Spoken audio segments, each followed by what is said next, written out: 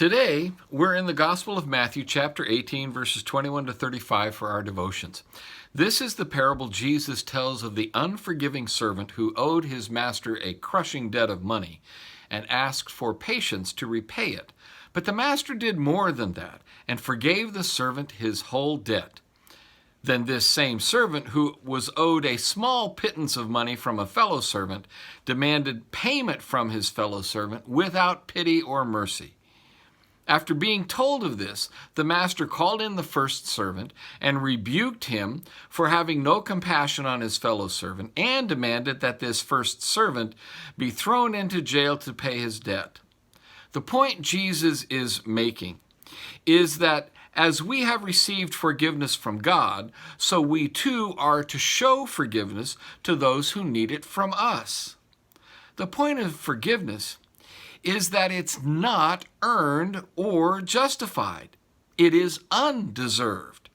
It's not justice in the sense of keeping the scales in balance. No. It's just the opposite. The scales are tilted wildly in favor of the one who doesn't deserve it.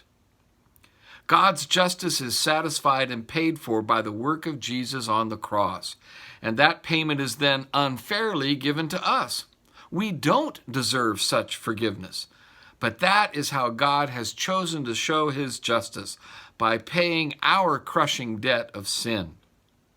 There's one aspect of this parable I want to focus on for just a moment. Verse 31 reads, "When his fellow servants saw what had taken place, they were greatly distressed, and they went and reported to their master all that had taken place."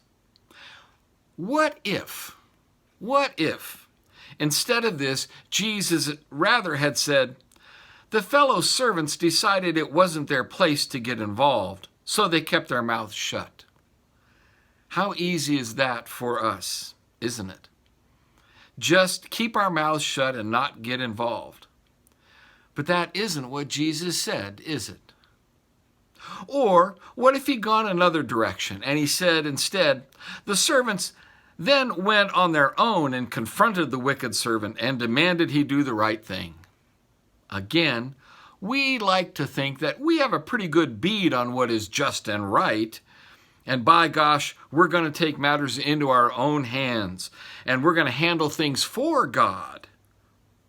But that isn't what Jesus said, is it?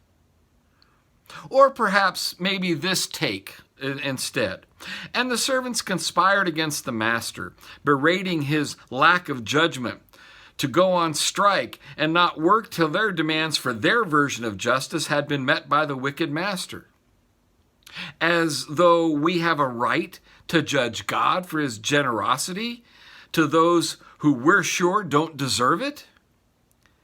And as though we have a right to demand anything from God. And again, that isn't what Jesus said, is it?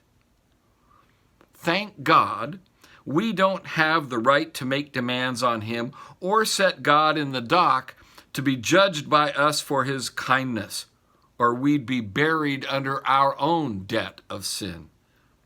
No, Jesus put it so we understand that we, fellow servants, don't attempt to correct the master or the servants.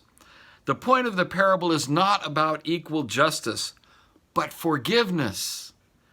We're to pass along the forgiveness we're shown. That's how God's servants act.